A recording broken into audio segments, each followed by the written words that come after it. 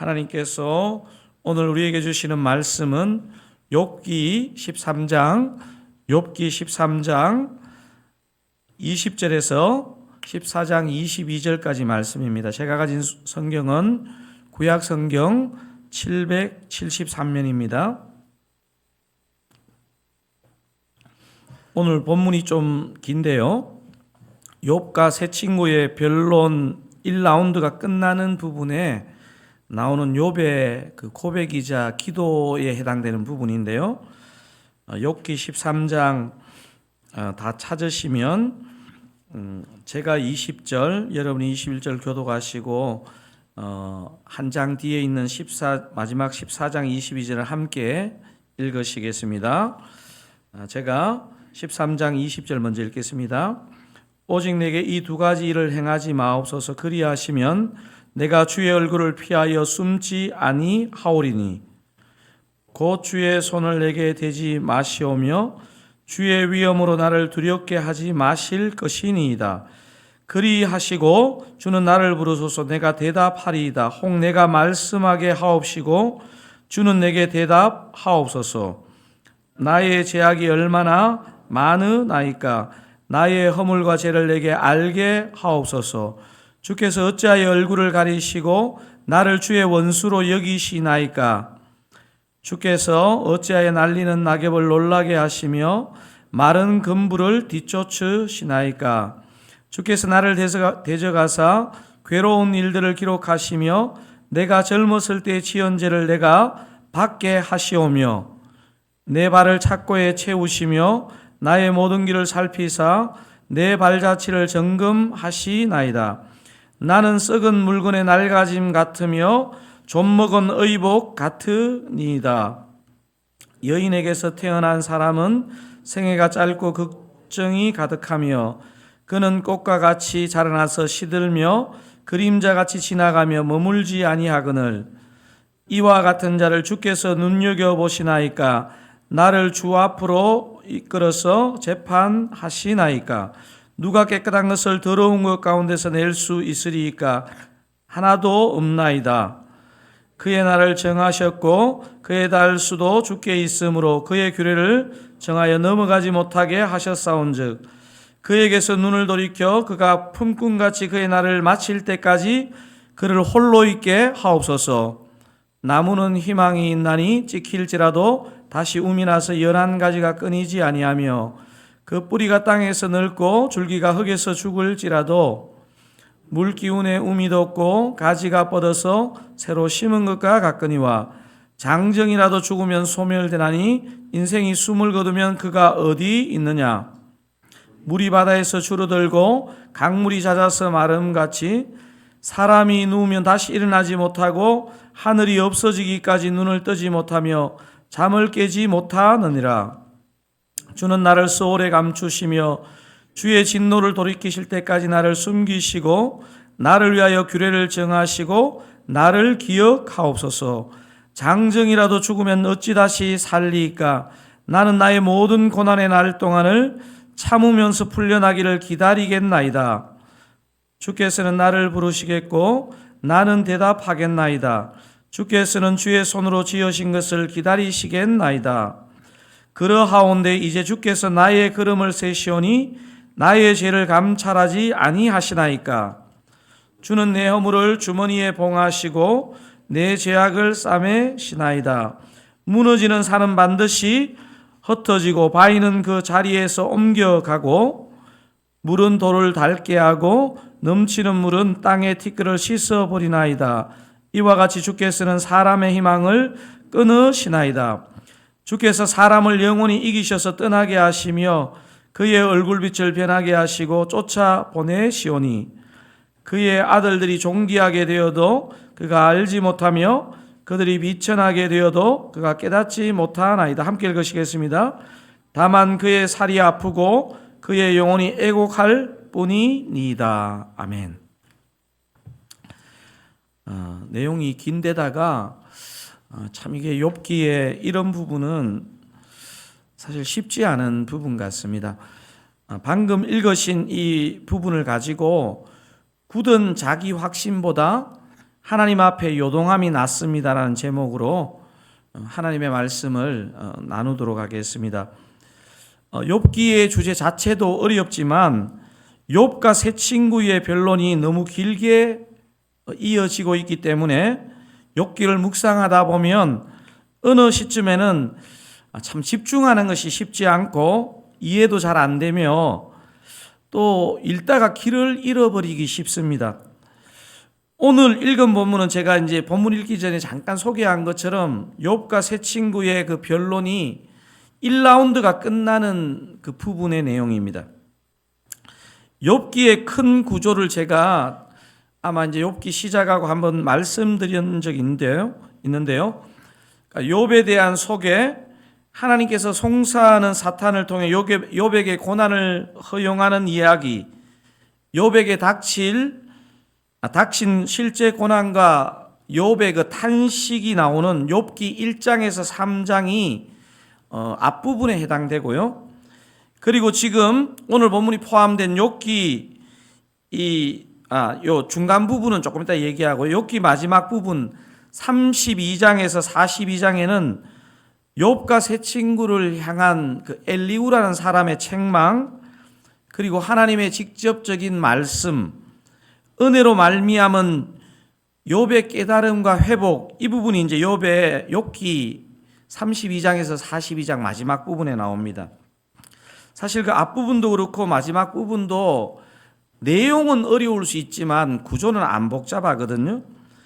그런데 욥기 이야기가 장황하게 또 어렵게 느껴지는 큰 이유 중에 하나는 욥기 4장부터 31장까지 욥과 세 친구의 변론이 계속 반복되듯이 나오기 때문입니다.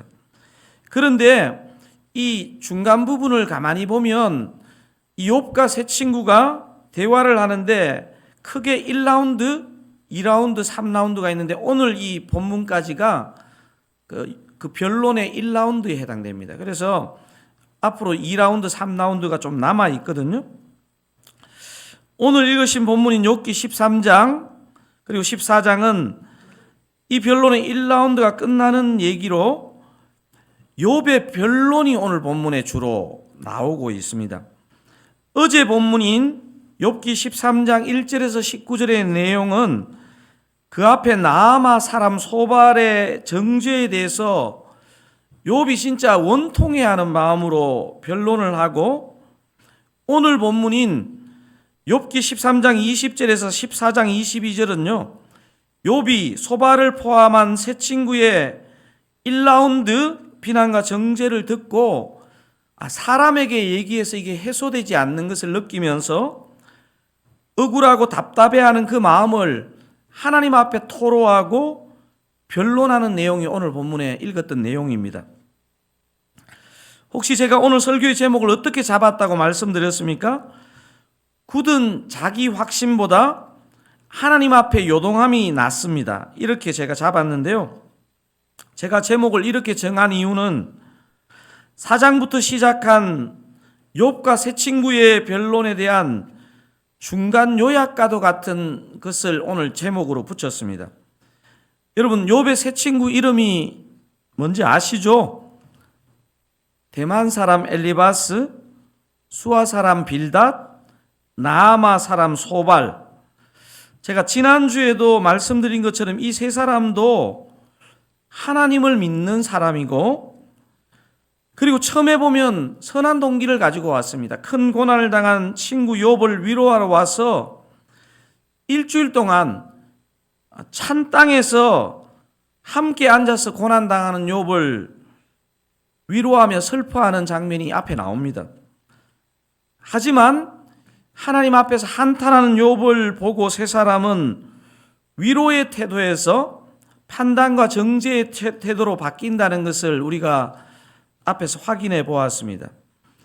이 욥의 세 친구의 판단과 정죄를 읽어보면 매우 다양한 말을 하는 것 같지만 한마디로 요약하면 인과응보, 권성징악, 율법주의 이렇게 말할 수 있습니다. 욥, 너가 어떤 변명을 하더라도 이렇게 고난을 받는 것은 너나 너의 자식들이 하나님 앞에 죄를 지었기 때문이다.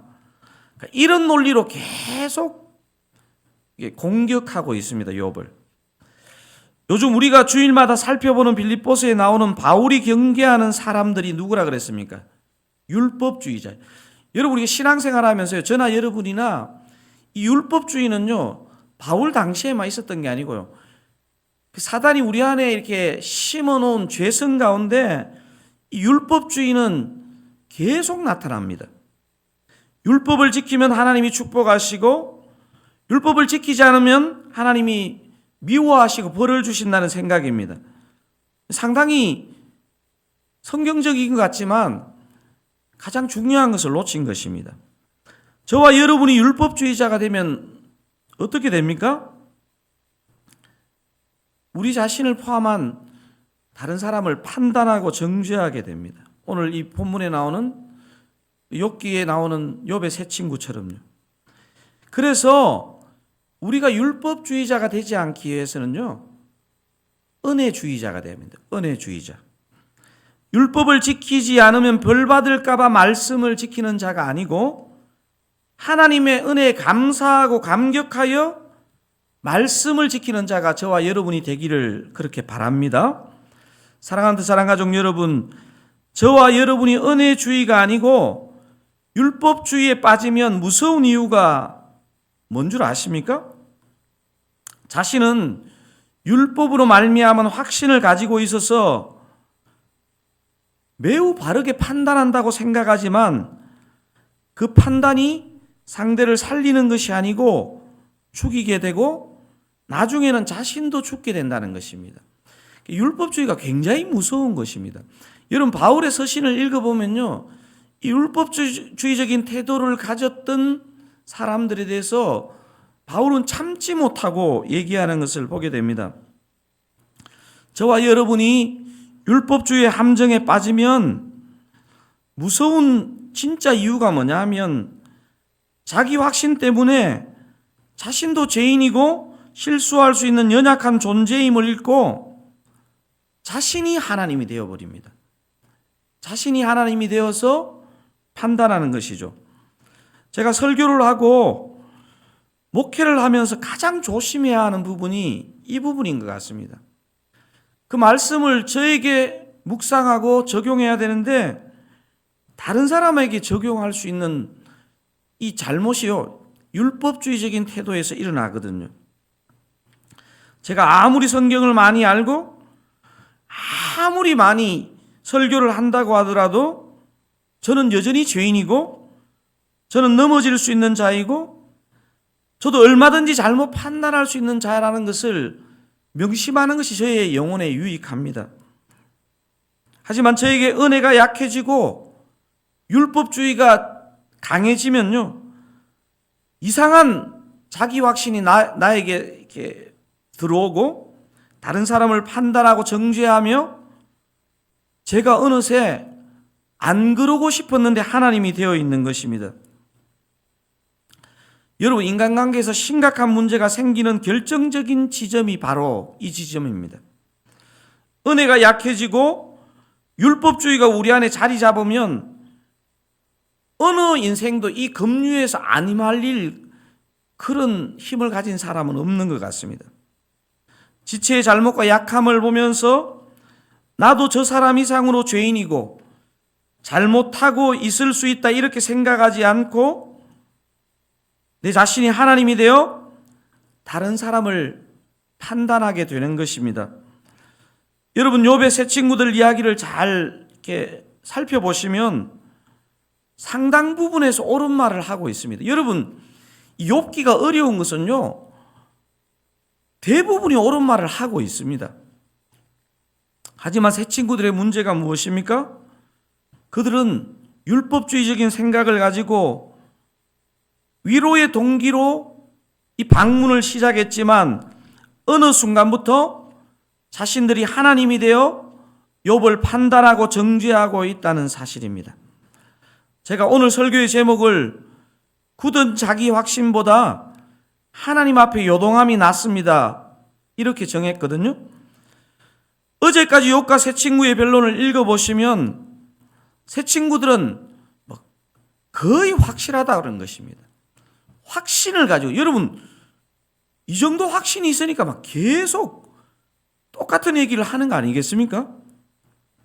반면에 욥은 한탄하고 불평하고 어떤 부분에서는 논리도 없는 것 같습니다. 왜냐하면요, 너무 많은 고난을 받으면요 논리고 뭐고 없어집니다. 사람이 있잖아요, 넋이 나가요.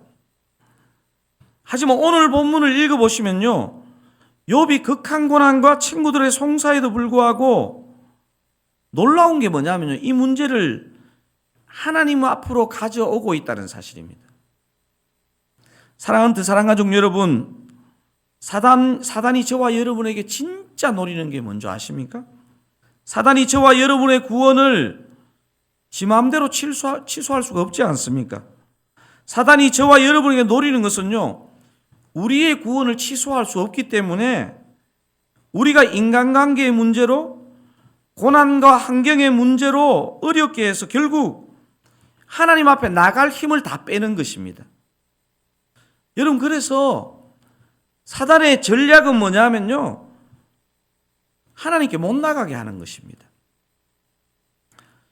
부부관계가 극도로 어려워지면 서로를 향해 징글징글하다 이런 표현을 간혹 사용합니다. 크리스찬에게 부부관계가 극도로 어려워질 때 진짜 문제가 뭐냐면요, 극도로 부부관계가 어려워진 대부분의 부부가 하나님 앞에 못 나간다는 사실입니다. 해결할 힘이 없어진다는 사실입니다. 여러분, 교회 공동체 생활에서 사단이 성도 간의 관계를 집요하게 이간하는 궁극적인 목적이 뭔지 아십니까? 교회에서 열심히 한다는 사람이 왜 이래? 도대체 드사랑교회는 왜 이래? 이런 회의를 불러일으켜서 그 사람으로 하여금 하나님으로부터 멀리 떠나게 만든다는 사실입니다. 사랑하는 드사랑 가족 여러분, 욥이 아직 큰 고난 가운데 있고 이 고난 가운데 한중간에 있기 때문에 여전히 왔다 갔다 하는 면이 있지만요, 새 친구보다 욥이 훨씬 괜찮은 이유가 뭔지 아세요? 욥이 자신의 고난으로 하나님에 대한 아픔과 상처도 갖고 있지만 여전히 하나님 앞에 있고 하나님 앞으로 나간다는 사실입니다. 여러분, 어제 본문인 욥기 13장 15절에 이 나아마 사람 소발에게 마지막 말을 하면서 어떤 말을 하느냐 하면 욥기 13장 15절 한번 읽어보겠습니다. 그가 나를 죽이시리니 내가 희망이 없노라. 그러나 그의 앞에서 내 행위를 아뢰리라. 여기 그의 앞에서가 누구겠습니까? 하나님 앞에서. 하나님 앞에서. 지금 욥은요, 그 친구의 송사, 막 자기의 고난만 해도 죽을 지경인데 집요하게 송사하는 그 친구의 그 말에 한번 막 좌절하면서 그냥 하나님 앞에도 못 나가는 것이 아니고 그의 앞에서 내 행위를 아뢰리라 이렇게 표현합니다. 고난으로 온전한 믿음의 고백은 아니지만 욥은 하나님을 떠나지 않았고 여전히 그분의 앞에서, 그의 앞에서 자신의 행위를 아뢰겠다는 말입니다. 여러분, 오늘 읽었던 그 본문의 첫 세 절에도 하나님 앞에서 몸부림치고 있는 욥의 귀한 모습을 우리가 발견하게 됩니다. 여러분, 오늘 이게 제일 중요한 부분이거든요. 욥기 13장 20절에서 22절 우리 한번 한 목소리를 읽어보겠습니다. 오직 내게 이 두 가지 일을 행하지 마옵소서. 그리하시면 내가 주의 얼굴을 피하여 숨지 아니하오리니 곧 주의 손을 내게 대지 마시오며 주의 위엄으로 나를 두렵게 하지 마실 것이니이다. 22절은 큰 소리를 한번 읽어볼까요? 그리하시고 주는 나를 부르소서. 내가 대답하리이다. 혹 내가 말씀하게 하옵시고 주는 내게 대답하옵소서. 사랑하는 사랑하는 가족 여러분, 오늘 본문의 욥에게서 우리가 꼭 배워야 할 게 여러분 보이십니까? 그래서 오늘 본문의 핵심 메시지는 이것입니다. 우리의 삶이 아무리 억울하고 원통하고 답답해도 하나님 앞에 서고 하나님을 찾아야 한다는 사실입니다. 여러분, 저 오늘 본문 핵심 메시지 여러분 마음에 담으시면서 한번 큰 소리 읽어보겠습니다. 아무리 억울하고, 없네요. 제가 읽어드리겠습니다. 아무리 억울하고 원통하고 답답해도 하나님 앞에 서고 하나님을 찾아야 합니다. 여러분, 아멘이십니까? 욥도 엄청난 고난 앞에 요동했습니다. 여러분, 이 본문의 흐름을 보면 아시겠지만 엄청 힘들어했습니다. 안 힘들어하는 게 이상한 거죠. 판단하고 정죄하는 친구들에게 분노하고 막 고함도 쳤던 것 같습니다. 하지만 오늘 본문을 통해 발견하는 욥의 위대함이 있습니다. 욥의 위대함. 아무리 억울하고 원통하고 답답해도 사람 때문에, 환경 때문에 무너지지 않고 다시 하나님 앞에 서고 다시 하나님을 찾았다는 사실입니다. 사랑하는 사랑가족 여러분, 이 땅에 누구도 여러분 마음 다 이해할 사람 없습니다. 이 땅에 어떤 공동체도 여러분의 마음을 만족하게 할 공동체는 없습니다. 우리를 다 이해하시고 우리보다 우리를 더 만족해 하실 그 주님 앞에 오늘 이 새벽도 여러분 나가시고 모든 답답하고 억울하고 아뢰고 싶은 모든 것을 그 주님 앞에 아뢰시는 복된 새벽 되시기를 우리 주님의 이름으로 축원드립니다. 우리 오늘 주신 이 말씀을 붙잡고 한번 기도하기를 원하는데요. 아무리 억울하고 원통하고 답답해도 하나님 앞에 서고 하나님을 찾는 하나님의 사람 되게 하옵소서. 여러분, 요즘 혹시 사람 때문에, 환경 때문에, 어떤 문제 때문에 막 억울해하고 원통하고 답답한 분 계십니까? 여러분, 그럴 때라도 하나님 앞에 서시고 하나님을 찾는 저와 여러분 되시기를 바랍니다. 오늘 이 말씀 붙잡고 우리 한번 의지적으로 주여 은혜를 주옵소서 한번 큰 소리로 부르짖고 오늘 말씀 붙잡고 힘있게 한번 기도하시겠습니다. 주여 은혜를 주옵소서. 주여 은혜를 주시옵소서. 주여 은혜를 주시옵소서. 아무리 억울하고 원통하고 답답해도 어떤 일이 있어도 사람과 환경 때문에 힘들어도 하나님 앞에 서고 하나님을 찾는 하나님 사람 되게 하옵소서. 목사인 저나 오늘 이 새벽을 깨우신 우리 성도님이나 뜻사랑교회 모든 권속들과 성도님들, 어떤 상황, 어떤 사람 때문이라도 하나님 앞에 서고 하나님을 찾는 믿음의 사람 되게 하여 주시옵소서. 오늘 이 말씀 속의 욥을 통해서 그 참 말할 수 없는 고통 가운데도 하나님 앞에 서고 하나님께 나아가고 하나님을 찾았던 그 욥을 배우게 하여 주시옵소서. 하나님 아버지요, 오늘 이 시간 찾아오시고 우리의 심령에 찾아오시고 아버지 우리의 삶에 찾아오셔서 우리의 아버지요 위축된 마음과 우리의 아버지요 위축된 몸을 일깨우시고 주님 앞에 기도케 하여 주시옵소서. 우리 세 가지 기도 제목 더 기도하시고 개인 기도 제목 가지고 기도하시고 오늘 하루 승리하시기 바랍니다. 내일 드사랑교회 모든 예배와 사역 가운데 추수감사의 은혜와 감사가 흘러 넘치게 하옵소서. 이번 주일 추수감사주일인데요, 그냥 해마다 돌아오는 추수감사주일이 아니고 예배와 사역 가운데 진짜 감사의 은혜와 감사가 흘러 넘치게 하옵소서 기도하기를 원합니다. 이제 풍성한 삶으로의 초대 따름이 일기를 모집하게 되고 내년 봄에 하게 될 제자훈련 일기 신청자를 받게 되는데요, 주님께서 사람들을 보내주시고 은혜의 훈련을 준비시켜 주시고 그 사랑교회가 시간이 갈수록 더 건강한 교회가 될 수 있도록 모든 성도님들이 주님 앞에 양육받고 훈련받고 준비되게 하옵소서. 훈련을 위해서 기도했으면 좋겠습니다. 마지막에 이 기도 제목 가지고 기도하실 때 좀 마음을 담아 기도해 주시면 좋겠는데요, 김숙기 권사님 벌써 이 인공심장 판막 수술하신 지가 한 달이 넘었는데 염증 수치가 너무 높아서 퇴원을 못하고 계십니다. 지금 신장도 원래 많이 오랫동안 안 좋으셔가지고 사실 굉장히 힘든 상황인 것 같습니다. 여러분, 주님의 마음을 담아서 주님께서 안수해 주시도록 김숙희 권사님 위해서 기도했으면 좋겠고요. 이정주 순장님 췌장암 2차 항암 치료를 지금 이번 목금토에 받고 계신데 부작용으로 굉장히 많이 힘들다고 합니다.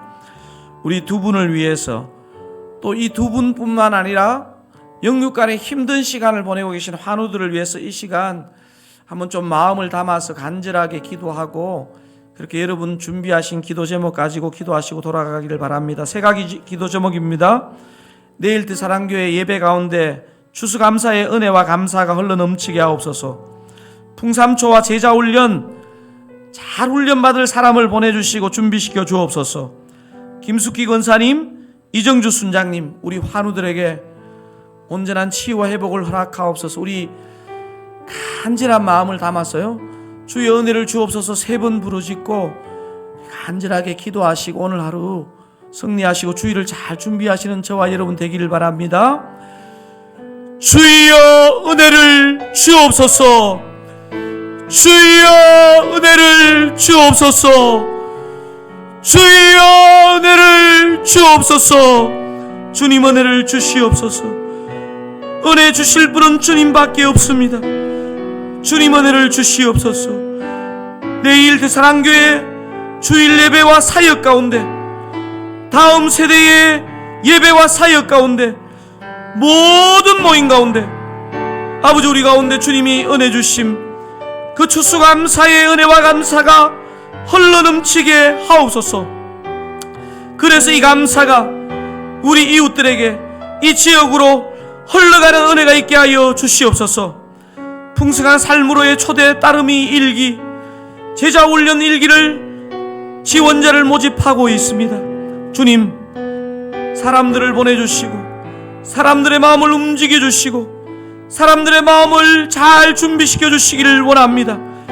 아버지요, 주님이 인도하시는 훈련, 주님이 은혜 주시는 훈련, 주님이 역사하시는 훈련 될 수 있기를 원합니다. 우리들 사랑교회가 아무리 많은 사역을 하여도 성도들이 주님 앞에 훈련되고 준비되어서 하는 사역 될 수 있기를 원합니다. 하나님 아버지, 김숙희 원사님 한 달 이상 수술 후 염증 수치가 떨어지지 않아 고통의 시간을 보내고 있습니다. 주님 찾아오셔서 안수하시고 치료하여 주시옵소서. 하나님 아버지, 이정주 순장님 췌장암 2차 항암 치료로 아버지 너무 힘든 시간을 보내고 있습니다. 주님 불쌍히 여겨 주시옵소서. 김숙희 권사님, 이정주 순장님뿐 아니라 아버지여 암으로 투병하시는 환우들, 아버지 이런저런 육적인 질병, 영적인 질병으로 아버지 아파하는 아버지 성도들, 아버지 주님이 이 새벽에 찾아오셔서 아버지 능력의 손으로, 피 묻은 손으로 안수하여 주셔서 온전한 회복과 은총을 허락하여 주시기를 원합니다. 주여 함께하여 주시옵소서. 함께하여 주시옵소서. 불쌍히 여겨 주시옵소서. 함께하여 주시옵소서. 아버지 은혜 주시옵소서. 아버지 불쌍히 여겨 주시옵소서.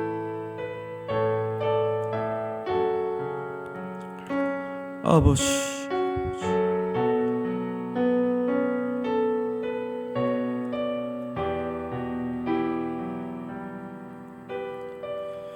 아버지